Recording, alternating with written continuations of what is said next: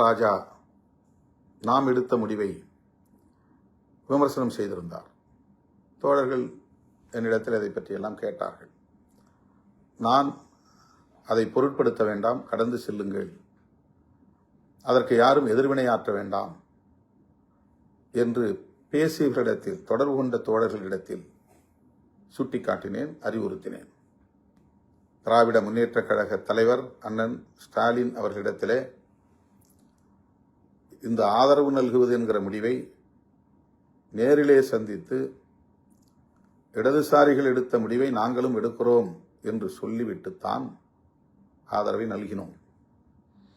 அவர் அதை பெரிதாக எடுத்துக்கொள்ளவில்லை. அதனால் ஒன்றுமில்லை, நீங்கள் ஆதரவு நல்கலாம் என்று இசைவு தந்தார்.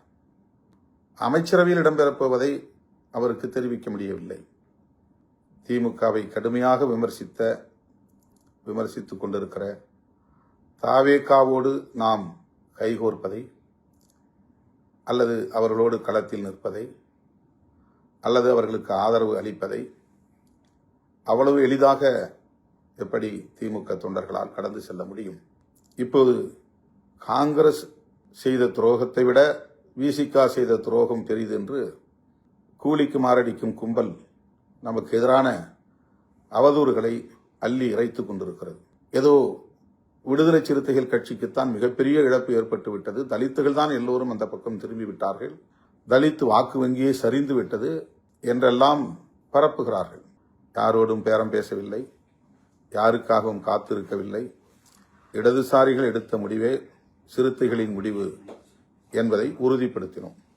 கரூரிலே 41 பேர் இறந்தபோது சம்மர் வந்தாச்சு. What's your plan for this holiday?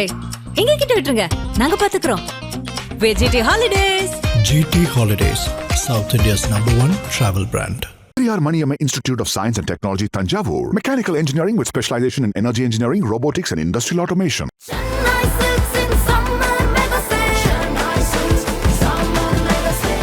The Chennai Silks in Mega Summer Sale.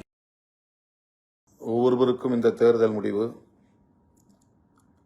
அதிர்ச்சியை ஏற்படுத்தியிருக்கிறது. யாரும் ஆட்சி அமைக்க முடியாது என்கிற அளவுக்கு அறுதி பெரும்பான்மை என்று ஒருவருக்கும் அளிக்கவில்லை. ஆனால் தமிழக வெற்றிக் கழகம் அதிக இடங்களில் வெற்றி பெற்று தனிப்பெரும் கட்சி என்கிற இடத்தை பிடித்தது. ஆட்சி அமைப்பதற்கு கூடுதலாக 11 இடங்கள் அல்லது 12 இடங்கள் தேவைப்பட்டன. இந்த நிலையில் குடியரசுத் தலைவர் ஆட்சியை இங்கே திணித்துவிடக்கூடாது, மறு தேர்தல் உடனடியாக வந்துவிடக்கூடாது. ஆகவே தமிழக வெற்றிக் கழகத்தின் ஆட்சி அமைவதற்கு ஆதரவளிப்பது அவசியமானது என்பதை உணர்ந்து காங்கிரஸ், இடதுசாரி கட்சிகள், இந்திய யூனியன் முஸ்லீம் லீக் மற்றும் விடுதலை சிறுத்தைகள் கட்சி ஆகிய நாம் திராவிட முன்னேற்றக் கழகத்தின் தலைமையிலான மதசார்பற்ற முற்போக்கு கூட்டணியில் இடம்பெற்றிருந்த கட்சிகளாகிய நாம் அரசியல் நெருக்கடியை உணர்ந்த நிலையில் இந்த ஆதரவை நல்கியிருக்கிறோம். இது தொடர்பாக பலரும் விமர்சனங்களை செய்து வருகிறார்கள். இது தவிர்க்க முடியாததுதான். இந்த விமர்சனங்களை நாம் எதிர்கொண்டுதான் ஆக வேண்டும். இதில் வருத்தப்படுவதற்கோ ஆத்திரப்படுவதற்கோ எதுவும் இல்லை. 10 ஆண்டுகளுக்கு மேலாக திராவிட முன்னேற்றக் கழகத்தின் தலைமையிலான மதசார்பற்ற முற்போக்கு கூட்டணியில் நாம் இடம்பெற்றிருந்தோம். இந்த சட்டப்பேரவை பொதுத் தேர்தலில் அதிமுக பாஜக இடம்பெற்றுள்ள அந்த கூட்டணி வெற்றி பெற்றுவிடக்கூடாது, ஆட்சி அமைத்துவிடக்கூடாது என்பதை மட்டுமே நாம் ஒரு இலக்காக வைத்து தேர்தல் பரப்புரைகளை மேற்கொண்டோம். தீவிரமாக அவர்களை எதிர்த்து களமாடினோம். நாம் எதிர்பார்த்ததைப் போல அதிமுக பாஜக கூட்டணி வீழ்த்தப்பட்டு விட்டது. பாரதிய ஜனதா ஒரே ஒரு இடத்தில்தான் வெற்றி பெற்றது. அவர்கள் இங்கே பெரிய அளவில் அரசியல் செய்ய விரும்பினார்கள், காலூன்ற விரும்பினார்கள். அவர்கள் முன்வைத்த சதி முயற்சிகள் அனைத்தும் முறியடிக்கப்பட்டு விட்டன.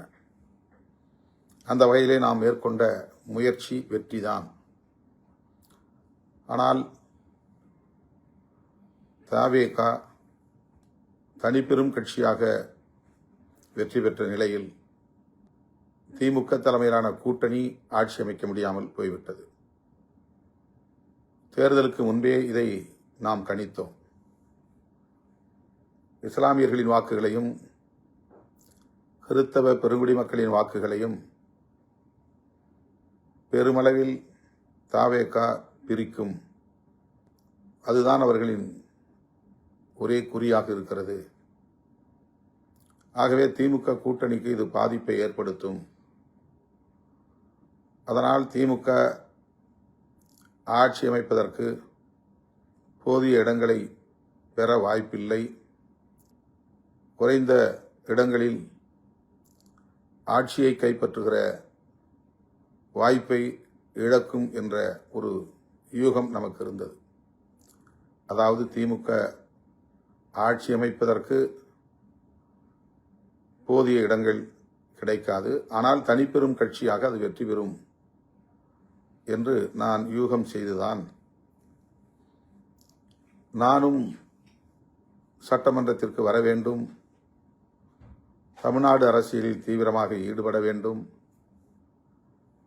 என்று எண்ணி தேர்தலில் போட்டியிடுவதாக அறிவித்தேன். தேர்தலுக்கு பின்பு தவேக பெறுகிற வாக்கு சதவீதத்தை வைத்து அரசியல் சூழல் வெகுவாக மாறும், அணி சேர்க்கைகளும் மாறும் என்று தேர்தலுக்கு முன்பே நான் கூறியதை நீங்கள் கட்டாயம் நினைவில் வைத்திருக்கக்கூடும். ஆனால் தவேக தனிப்பெரும் கட்சியாக மாறிவிட்டது. தவேகவுக்கு ஆட்சி அமைக்கிற அளவுக்கு குறைந்தபட்ச இடங்கள் இல்லாத நிலையில் தடுமாறும் நிலை ஏற்பட்டுவிட்டது. ஆட்சி அமைக்கும் அளவுக்கு இடங்களை பெற்று இன்னும் கூடுதலாக சில இடங்கள் தேவைப்படுகின்றன என்கிற நெருக்கடிக்கு அது தள்ளப்பட்டு விட்டது. ஆக இந்த நிலையில்தான் திமுக கூட்டணியில் இடம்பெற்ற கட்சிகள், குறிப்பாக காங்கிரஸ், வேக வேகமாக தவேகவுக்கு ஆதரவு என்ற முடிவை எடுத்து அவர்களோடு கைகோர்த்து விட்டது. யாரும் எதிர்பார்க்கவில்லை, இவ்வளவு வேகமாக அவர்கள் இந்த முடிவை எடுப்பார்கள் என்று எதிர்பார்க்கவில்லை. இந்த நிலையில்தான் நம்மோடு தொடர்ந்து பயணிக்கிற திமுக கூட்டணியில் இருக்கிற இடதுசாரி கட்சிகள் என்ன முடிவெடுக்கப் போகிறார்கள், அந்த முடிவை நாம் காத்திருந்து பார்க்க வேண்டும். அந்த முடிவின் அடிப்படையில் நாமும் முடிவெடுக்க வேண்டும் என்று நான் கருதி அதை வெளிப்படையாக அறிவித்தேன். இதுவும் உங்களுக்கு தெரிந்த செய்திதான். நிபந்தனையற்ற ஆதரவை அளிப்பது என்று இடதுசாரிகள் முடிவெடுத்தார்கள். அந்த முடிவை அவர்கள் 8ஆம் தேதி அறிவிக்கிறார்கள். அந்த முடிவை ஒட்டி நம்முடைய மாநில உயர்மட்ட குழு, உயர்நிலைக்குழு மாலை 6 மணிக்கு ஆன்லைன் கூட்டத்தில் விவாதிக்கப்பட்டது. 8:45 மணிக்கு தான் இரவு முடிந்தது. அன்றே ஏன் அறிவிக்கவில்லை என்று பலரும் விமர்சிக்கிறார்கள். விமர்சிக்கிறவர்கள் யார் என்று உங்களுக்கு தெரியும். எப்போதும் நம் மீது காழ்ப்புணர்ச்சி கொண்டவர்கள், நம்மை விமர்சிப்பதை மட்டுமே தொழிலாக கொண்டவர்கள், நாம் என்ன செய்தாலும் அதற்கு தவறான உள்நோக்கம் கற்பிக்கக்கூடியவர்கள். ஆகவே அதை நாம் பொருட்படுத்த தேவையில்லை. இடதுசாரி கட்சிகள் எப்படி மாநில குழுவை கூட்டி ஒரு பொது கருத்துக்கு முடிவுக்கு வந்ததோ அதை போல நாமும் நம்முடைய கட்சியின் முன்னணி தோழர்களுடன் கலந்து பேசித்தான் ஒரு முடிவுக்கு வர முடியும் என்பதை இடதுசாரி கட்சிகளுக்கு ஏற்கனவே நாம் சொல்லிவிட்டோம். எனவே 8ஆம் தேதி 4 மணிக்கு அவர்கள் அறிவித்தார்கள் என்றால் 4 மணிக்கே நாம் அறிவிக்க வேண்டும் என்று அதற்கு பொருள் இல்லை, அல்லது 5 மணிக்கே அறிவிக்க வேண்டும் என்றும் பொருள் இல்லை. அந்த முடிவை நம்முடைய உயர்நிலைக் குழுவிலே வைத்து விவாதிப்பது, அதற்கு நமக்கு கால அவகாசம் தேவை. அதை இடதுசாரி கட்சிகளின் தலைவர்களுக்கு நாம் சொல்லிவிட்டோம். அவர்களும் புரிந்து கொண்டார்கள், அதற்கு இசைவும் தந்தார்கள். நீங்கள் சுதந்திரமாக உங்கள் கட்சி உயர்நிலைக் குழு என்ன முடிவெடுக்கிறதோ அதன்படி முடிவெடுங்கள் என்று சொல்லிவிட்டார்கள். ஆகவே 8ஆம் தேதி இரவு 8:45 மணிக்குத்தான் அந்த கூட்டம் நிறைவு பெற்றது. அப்போது அறிவிக்க இயலவில்லை. காரணம், கம்யூனிஸ்டுகளைப் போல நாம் வெளியிலிருந்து முடிவெடுக்க வேண்டிய, வெளியிலிருந்து ஆதரிக்க வேண்டிய தேவையில்லை. ஆதரவு அளிப்பது என்று முடிவெடுத்தால் நாம் அமைச்சரவையில் சேர வேண்டும் என்பதுதான் தோழர்களின் கருத்தாக இருந்தது. ஆகவே அடுத்த நாள் காலையில் நான் பொதுச் செயலாளர்களோடு மீண்டும் கலந்து பேசி அதன் பிறகு முடிவை அறிவிக்கிறேன் என்று சொல்லியிருந்தேன். 11 மணிக்கு நான் செய்தியாளர்களை சந்திப்பதாக எங்கும் சொல்லவில்லை, அல்லது 4 மணிக்கு செய்தியாளர்களை சந்திக்கப் போகிறேன் என்றும் நாம் அதிகாரப்பூர்வமாக அறிவிக்கவில்லை. பொதுச் செயலாளர்கள் மற்றும் நமது சட்டமன்ற உறுப்பினர்கள் என்னை வந்து சந்திப்பதற்கே 12:45, 12:50 என்று ஆகிவிட்டது. 9ஆம் தேதி பகல். அதன் பிறகு கலந்து பேசினோம். நிறைவாக நாம் கம்யூனிஸ்டுகளைப் போலவே வெளியிலிருந்து ஆதரவு தெரிவிப்பது என்று முடிவெடுத்து தாவேகாவுடைய முன்னணி தலைவர்களுள் ஒருவராக இருக்கிற தம்பி ஆதவ் அர்ஜுன் அவர்களை வரவழைத்து அந்த ஆதரவு கடிதத்தை வழங்குவதற்கு 3:30 மணிக்கு மேல் ஆகிவிட்டது. இதுதான் நடந்தது. ஆனால் இடையிலே இருந்தவர்கள் என்னவெல்லாம் பேசினார்கள், அவதூறு பரப்பினார்கள். பேரம் பேசுகிறார் திருமாவளவன், துணை முதலமைச்சராக முயற்சிக்கிறார் திருமாவளவன், முதலமைச்சராவதற்கு இன்னொரு புறம் தூது அனுப்புகிறார், காத்திருக்கிறார் என்றெல்லாம் வாய்க்கு வந்தபடி அவதூறுகளை அள்ளி இறைத்தார்கள். ஆனால் கம்யூனிஸ்டுகளைப் போலவே நிபந்தனையற்ற ஆதரவு, வெளியிலிருந்து ஆதரவு என்று நாம் அறிவித்ததும் அவர்கள் அனைவரின் முகத்திலும் கரி பூசப்பட்டது. அவர்கள் வெட்கி தலை குனிந்தார்கள். அவர்கள் சொன்னதைப் போல எந்த நிலைப்பாடும் நாம் எடுக்கவில்லை. யாரோடும் பேரம் பேசவில்லை, யாருக்காகவும் காத்திருக்கவில்லை. இடதுசாரிகள் எடுத்த முடிவே சிறுத்தைகளின் முடிவு என்பதை உறுதிப்படுத்தினோம். ஆகவே அது வெறும் அவதூறு என்பது உறுதியாகிவிட்டது. இப்படித்தான் ஆதவ் அர்ஜுன் நம் கட்சியிலே இருந்தபோது அவர் திமுகவை விமர்சனம் செய்தார். அவர் மீது நடவடிக்கை எடுக்க வேண்டும் என்று திமுக துணை பொதுச் செயலாளர், நாடாளுமன்ற உறுப்பினர் திரு ஆ. ராஜா அவர்கள் கோரிக்கை விடுத்தார். உடனே சமூக ஊடகங்களில் அரசியல் பேசும் அறிவுஜீவிகள் திருமாவளவன் ஏன் இன்னும் நடவடிக்கை எடுக்கவில்லை, திமுகவுக்கு எதிராக ஆதவ் அர்ஜுன் பேசிய பிறகும் அவர் மீது நடவடிக்கை எடுக்க திருமாவளவன் ஏன் தயங்குகிறார் என்று ஒரு உள்நோக்கம் கற்பித்தார்கள்.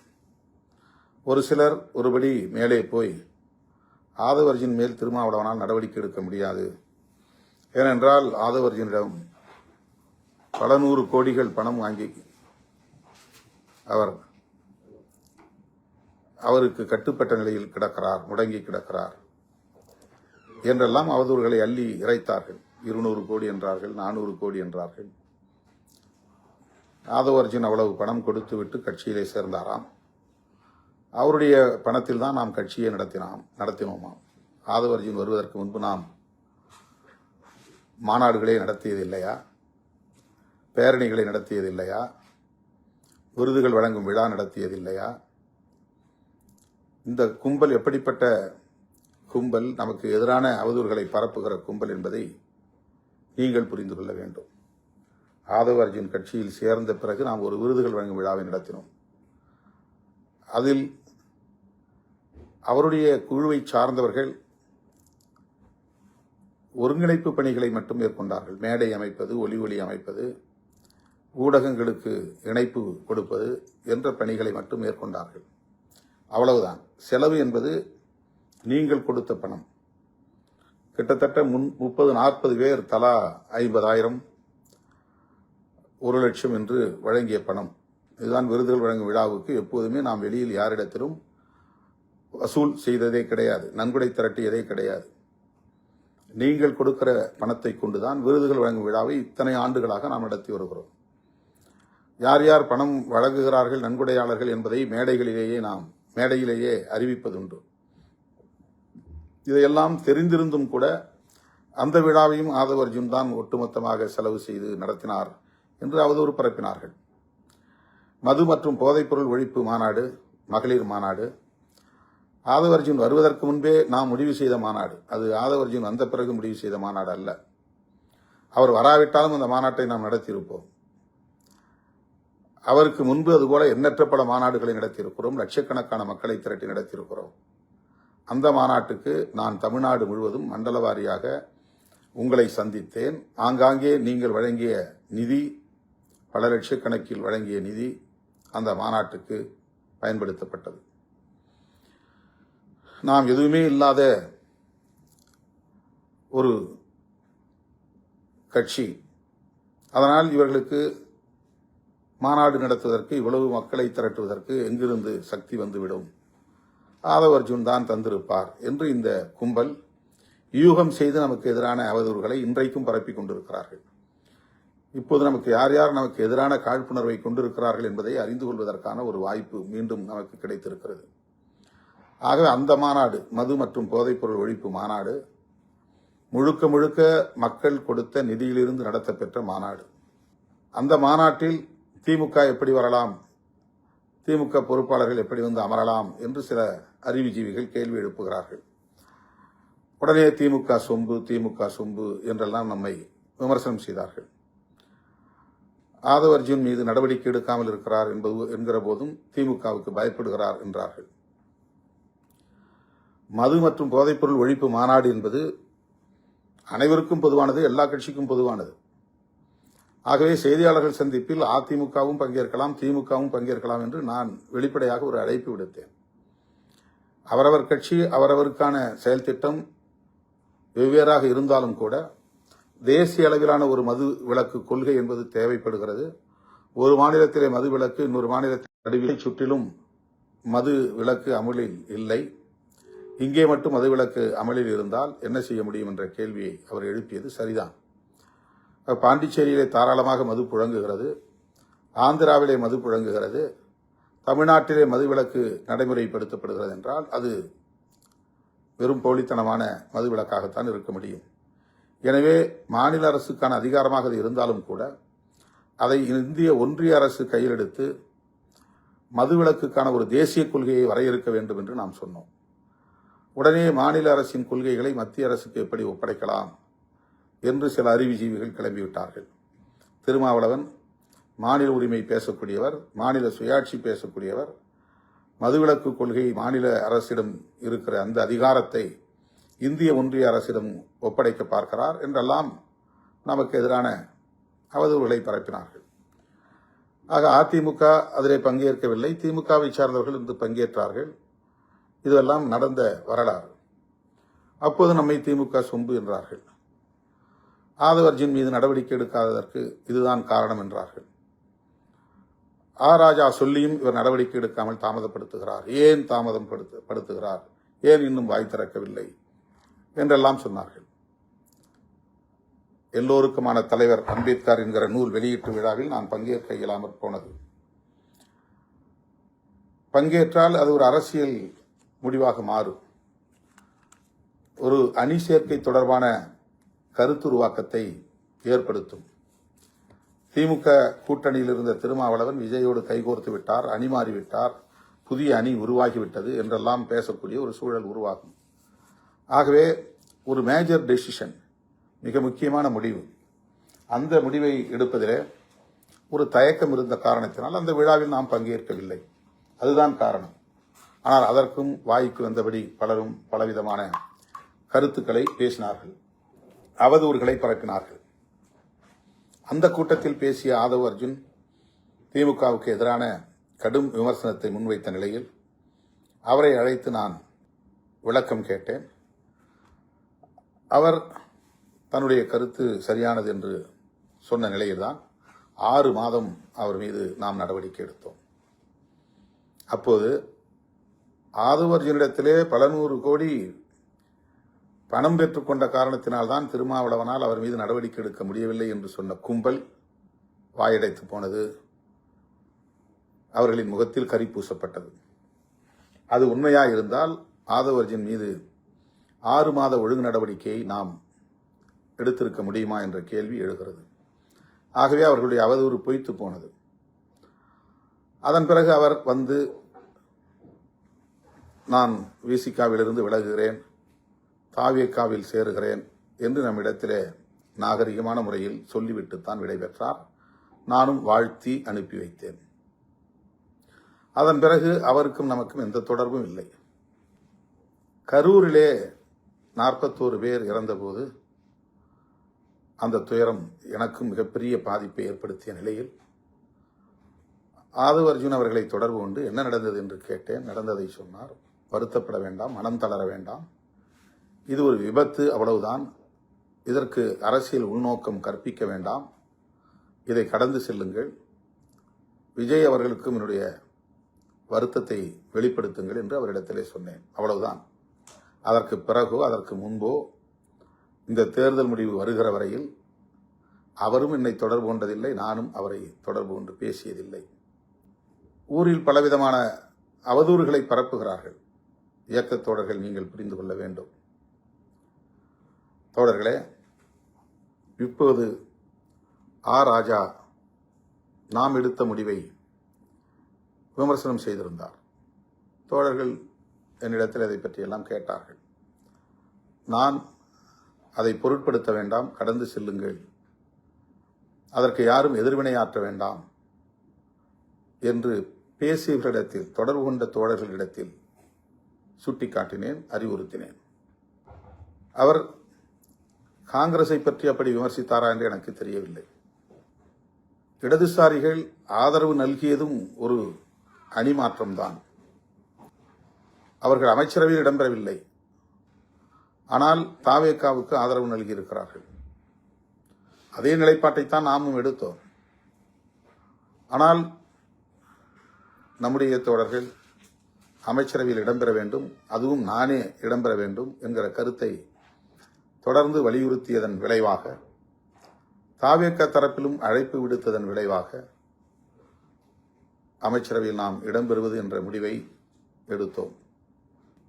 திராவிட முன்னேற்றக் கழக தலைவர் அண்ணன் ஸ்டாலின் அவர்களிடத்திலே இந்த ஆதரவு நல்குவது என்கிற முடிவை நேரிலே சந்தித்து, இடதுசாரிகள் எடுத்த முடிவை நாங்களும் எடுக்கிறோம் என்று சொல்லிவிட்டுத்தான் ஆதரவை நல்கினோம். அவர் அதை பெரிதாக எடுத்துக்கொள்ளவில்லை. அதனால் ஒன்றுமில்லை, நீங்கள் ஆதரவு நல்கலாம் என்று இசைவு தந்தார். அமைச்சரவையில் இடம்பெறப்போவதை அவருக்கு தெரிவிக்க முடியவில்லை. ஆனால் முன்னணி அமைச்சர்கள் ஒரு சிலரை நான் தொடர்பு கொண்டு இப்படி ஒரு நிலைப்பாட்டை நாங்கள் எடுக்கிறோம் என்று சொல்லிவிட்டு, அதன் பிறகுதான் செய்தியாளர்களை சந்தித்து விசிக அமைச்சரவையில் இடம்பெறுகிறது என்ற அறிவிப்பை செய்தேன். திராவிட முன்னேற்றக் கழகத்தின் தலைமையிலான மதசார்பற்ற முற்போக்கு கூட்டணியில் விடுதலை சிறுத்தைகள் கட்சி 10 ஆண்டுகளுக்கு மேலாக தொடர்ந்து பயணித்து வருகிறது. எந்த அளவுக்கு அந்த தோழமைக்கு நாங்கள் முக்கியத்துவம் கொடுத்திருக்கிறோம், எந்த அளவுக்கு உற்ற துணையாக இருந்திருக்கிறோம், அந்த கூட்டணியை பாதுகாக்க வேண்டும் என்பதில் எங்களால் ஆன பங்களிப்பை எவ்வளவு செலுத்தியிருக்கிறோம் என்பதை திமுக தலைவர் அண்ணன் முத்துவேல் கருணாநிதி ஸ்டாலின் அவர்கள் மிக நன்கு அறிவார். அன்பு இளவல் மேனாள் துணை முதல்வர் உதயநிதி அவர்களும் நன்கு அறிவார். சுற்றி இருப்பவர்கள் ஒரு சிலர் நன்கு அறிவார்கள். ஆனால் அதையும் தாண்டி நாம் எடுத்த இந்த முடிவை திமுக தரப்பில் திரு ஆ ராஜா உட்பட பலர் விமர்சிக்கிறார்கள் என்கிற போது சற்று வலி அளிக்கிறது, வலியாகத்தான் இருக்கிறது. என்றாலும் கூட அவர்கள் ஆதங்கப்படுவதில் நாம் ஒரு நியாயம் இருக்கிறது என்பதை உணர்ந்து கொள்ள வேண்டும். அதாவது திமுகவை கடுமையாக விமர்சித்துக் கொண்டிருக்கிற தாவேகாவோடு நாம் கைகோர்ப்பதை அல்லது அவர்களோடு களத்தில் நிற்பதை அல்லது அவர்களுக்கு ஆதரவு அளிப்பதை அவ்வளவு எளிதாக எப்படி திமுக தொண்டர்களால் கடந்து செல்ல முடியும்? இது மனித இயல்புதான். கடும் சொற்களால் விமர்சிக்கக்கூடாது என்று அண்ணன் ஸ்டாலின் அவர்கள் தன்னுடைய தொண்டர்களுக்கு அறிவுறுத்தியிருக்கிறார். அந்த பதிவை உடனே எடுக்கும்படி ஆணையிட்டிருக்கிறார். இதுவும் நாம் அறிந்த ஒன்று. இந்த நிலையில் ஆ ராஜா அவர்களை எதிர்த்து விமர்சிப்பதோ, திமுகவுக்கு எதிராக விமர்சனங்கள் செய்வதோ அல்லது போராட்டங்களை நடத்துவதோ தேவையற்றது. இயக்கத் தோழர்கள் இதை கடந்து ஆக்கப்பூர்வமான செயல்களில் ஈடுபட வேண்டும். நமது கட்சியின் மறுகட்டமைப்பு பணிகளில் கவனம் செலுத்த வேண்டும். விருதுகள் வழங்கும் விழாவை சிறப்பாக நடத்த வேண்டும். ஜூலை 23ஆம் தேதி நடைபெறவுள்ள தமிழ் தேசிய எழுச்சி மாநாட்டு பணிகளில் சுவர் விளம்பரங்கள் உள்ளிட்ட ஆயத்த பணிகளில் ஆர்வம் காட்ட வேண்டும் என்று கேட்டுக்கொள்கிறேன். நம்மை பிடிக்காதவர்கள் எப்போதும் விமர்சித்துக் கொண்டுதான் இருப்பார்கள். நம்முடைய வளர்ச்சியை விரும்பாத காழ்ப்புணர்ச்சி கொண்டவர்கள் எப்போதும் நமக்கு எதிரான அவதூறுகளை பரப்பிக் கொண்டுதான் இருப்பார்கள். நாம் எந்த முடிவு எடுத்தாலும் விமர்சிப்பார்கள். திமுக அணியிலேயே தொடர்வது என்றாலும் மீண்டும் திமுக கொத்தடிமை என்பார்கள். திமுகவிடம் ஏதோ இவர்கள் பெரிய அளவிலே கை நீட்டி வாங்கிவிட்டார்கள், அதனால்தான் வெளியே வர முடியவில்லை என்று விமர்சிப்பார்கள். இப்படி திமுக ஆதரவு நிலைப்பாட்டிலிருந்து மாறி வேறு நிலைப்பாட்டை எடுத்தாலும் அதேபோல விமர்சனங்களை அள்ளி இறைப்பார்கள். இப்போது காங்கிரஸ் செய்த துரோகத்தை விட விசிகா செய்த துரோகம் பெரிது என்று கூலிக்கு மாரடிக்கும் கும்பல் நமக்கு எதிரான அவதூறுகளை அள்ளி இறைத்துக் கொண்டிருக்கிறது. தேர்தலுக்கு முன்பே ஆதவர்ஜினாவோடு திட்டமிட்டு நாம் சதி செய்தோம் என்றெல்லாம் சொல்லுகிறார்கள். மேனாள் முதல்வர் அண்ணன் மு.க. ஸ்டாலின் அவர்களின் மனசாட்சிக்கு தெரியும். விடுதலை சிறுத்தைகளும் திருமாவளவனும் எந்த அளவுக்கு நேர்மையான உறவை கொண்டிருந்தோம், நட்புக்கு எந்த அளவுக்கு முக்கியத்துவம் கொடுத்தோம், அந்த கூட்டணியை பாதுகாக்க வேண்டும் என்பதில், கட்டுக்கோப்பாக வைத்திருக்க வேண்டும் என்பதில், அது வெற்றி பெற வேண்டும் என்பதில் எந்த அளவுக்கு உறுதுணையாக இருந்தோம் என்பது அண்ணன் அவர்களின் மனசாட்சிக்கு தெரியும். வேறு யாருக்கும் இது தெரிய வேண்டும் என்பதில்லை. எனவே என் உயிரின் உயிரான விடுதலை சிறுத்தைகளுக்கு நான் வேண்டுகோள் விடுக்கிறேன். இந்த பிரச்சனையை ஊதி பெருக்க வேண்டாம், விட்டுவிடுங்கள், கடந்து செல்லுங்கள். தேர்தலுக்கு பின்பு இந்த கூட்டணியை கட்டி காப்பாற்ற வேண்டும் என்கிற பொறுப்பு இந்த கூட்டணியில் உள்ள கட்சிகளை அரவணைத்து செல்ல வேண்டும் என்கிற பொறுப்பு திமுகவில் உள்ள ஒவ்வொருவருக்கும் உள்ளது. இது நாம் பெற்றிருக்கிற வெற்றியாக இருந்தாலும் அல்லது தோல்வியாக இருந்தாலும் அதற்கு கூட்டணியில் உள்ள ஒவ்வொருவருக்கும் பொறுப்பு உண்டு. நம்முடைய வாக்குகள் அவர்களுக்கும், அவருடைய வாக்குகள் நமக்கும் பரிமாற்றம் அடைந்ததனால்தான் இந்த வெற்றியை கூட நாம் அடைந்திருக்கிறோம். இஸ்லாமியர்களின் வாக்குகளும் கிறிஸ்தவர்களின் வாக்குகளும் 100% நமக்கு கடந்த தேர்தலில் கிடைத்ததைப் போல் இந்த தேர்தலில் கிடைக்கவில்லை என்பதுதான் உண்மை. எல்லா தரப்பு மக்களின் வாக்குகளும் அப்படி சிதறிவிட்டன என்பதுதான் உண்மை. ஏதோ விடுதலை சிறுத்தைகளுக்கான தலித் வாக்குகள் மட்டும்தான் சிதறி போய்விட்டது, அதனால்தான் இந்த தோல்வி என்று இப்போதும் நமக்கு எதிரான அவதூறுகளை பரப்புகிறார்கள். நான் ஏற்கனவே சொன்னதைப் போல பாரதிய ஜனதா கட்சி 11.5%-இருந்து 2.5%-க்கு குறைந்திருக்கிறது. ஏறத்தாழ 9% வாக்குகளை அது பறிகொடுத்திருக்கிறது. அந்த 9% வாக்குகளும் பாஜகவுக்கு ஏற்பட்டிருக்கிற இழப்பும் தலித்துகளின் வாக்குகளா என்பதை எண்ணி பார்க்க வேண்டும். நாம் தமிழர் கட்சி கடந்த முறை 8% வாக்குகளை பெற்ற கட்சி இப்போது 4%-ஆக குறைந்திருக்கிறது. அதற்கு 4% வாக்குகள் இழப்பு ஏற்பட்டிருக்கிறது. இந்த 4% வாக்குகளும் தலித் வாக்குகளா என்பதை எண்ணி பார்க்க வேண்டும். திமுகவுக்கும் அதிமுகவுக்கும் அவர்களுடைய core vote bank, standard vote bank, அவர்களுக்கு வழக்கமாக வரக்கூடிய வாக்கு வங்கி சரிந்திருக்கிறது. அவ்வளவு வாக்குகளும் தலித் வாக்குகளா என்பதை எண்ணி பார்க்க வேண்டும். ஆகவே எல்லா கட்சிகளுக்கும் அவர்களின் நிலையான வாக்கு வங்கியில் பாதிப்பு உருவாகி இருக்கிறது. குறிப்பாக சிறுபான்மை சமூகத்தினரின் வாக்குகள் தாவேகா பக்கம் போயிருக்கிறது. முதல் தலைமுறையினரின் வாக்குகள் பெருமளவில் அவர்கள் தாவேகாவுக்கு அளித்திருக்கிறார்கள். இதுதான் உண்மை. ஆனால் சமூக ஊடகங்களில் விவாதிக்கக்கூடிய அரசியல் ஜாம்பவான்கள் ஏதோ விடுதலை சிறுத்தைகள் கட்சிக்குத்தான் மிகப்பெரிய இழப்பு ஏற்பட்டுவிட்டது, தலித்துகள் தான் எல்லோரும் அந்த பக்கம் திரும்பிவிட்டார்கள், தலித் வாக்கு வங்கியே சரிந்து விட்டது என்றெல்லாம் பரப்புகிறார்கள்.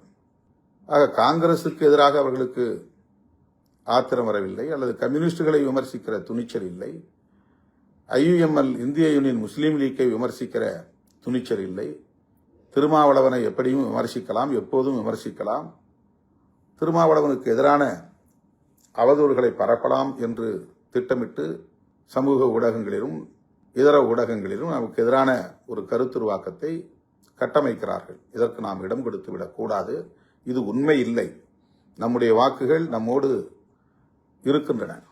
நம்முடைய வாக்குகள் சரியாக நம்முடைய கூட்டணி கட்சிகளுக்கு பரிமாற்றம் அடைந்திருக்கிறது. இதுதான் உண்மை. மற்றவர்கள் பரப்புவதை நாம் நம்ப தேவையில்லை. அவர்கள் அவதூறுகளை திட்டமிட்டு பரப்புகிறார்கள். இதை ஏற்க வேண்டாம் என்று உங்களை நான் கேட்டுக்கொள்கிறேன். நம் கவனத்தை திசை திருப்புவதற்கு முயற்சிக்கிறார்கள். நாம் எடுத்த முடிவு சரியோ தவறோ, ஆனால் இன்றைக்கு அமைச்சரவையில் அதிகாரத்தை பகிர்ந்து கொள்ளும் அளவிற்கான ஒரு இடத்தை விடுதலை சிறுத்தைகள் கட்சி எட்டியிருக்கிறது. வாக்கு வங்கியை இதுவரையில் நாம் நிரூபிக்கவில்லை. நமக்கு எத்தனை சதவீதம் வாக்குகள் தமிழ்நாட்டில் இருக்கின்றன என்பதை உறுதிப்படுத்தாத நிலையிலும் கூட ஒரு கட்சி மாநில கட்சியாக அங்கீகாரம் பெற்றிருக்கிறது.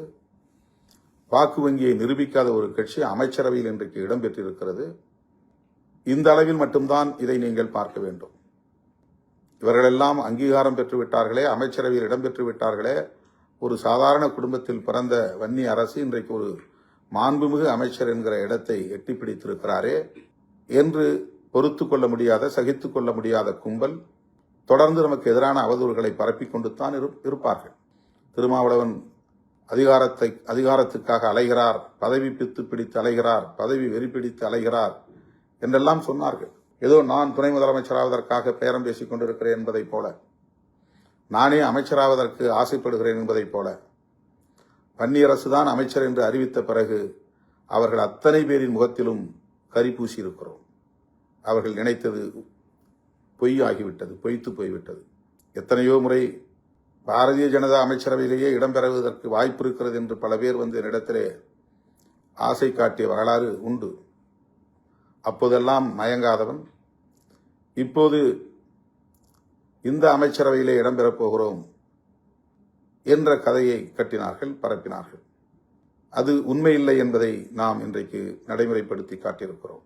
ஒரு MP கிடைத்தாலும் அது நமக்குத்தான் என்று ஆசைப்படுகிற பல பேர் இருக்கிற இந்த அரசியல் களத்தில், ஒரு அமைச்சர் கிடைத்தாலும் அது நமக்கே, நம்முடைய குடும்பத்திற்கே என்று ஆசைப்படுகிறவர்கள் இருக்கிற அரசியல் களத்தில் அப்படி இல்லை. அதுபோன்ற முடிவை இந்த இயக்கம் எடுக்காது என்பதை நாம் இன்றைக்கு உறுதிப்படுத்தி காட்டியிருக்கிறோம்.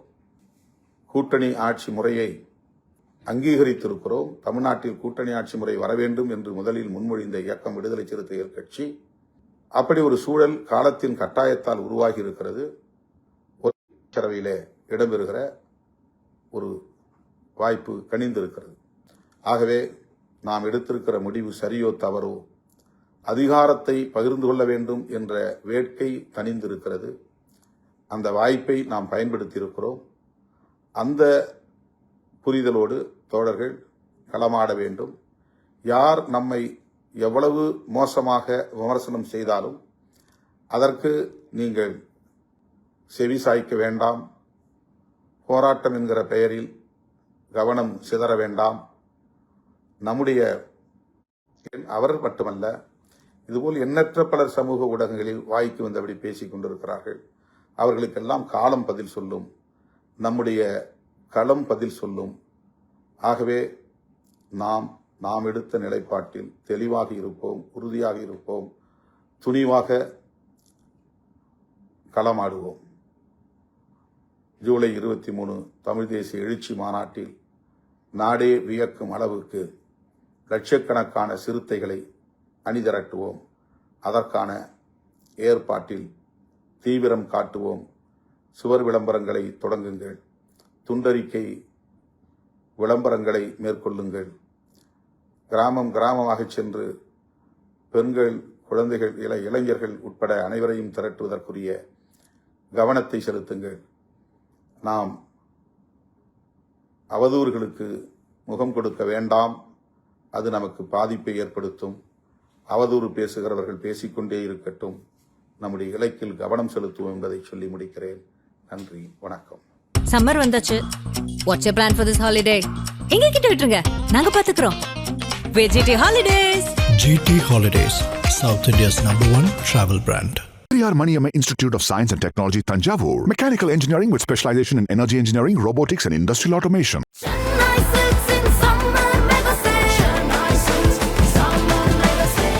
The Chennai Silks in Mega Summer Sale.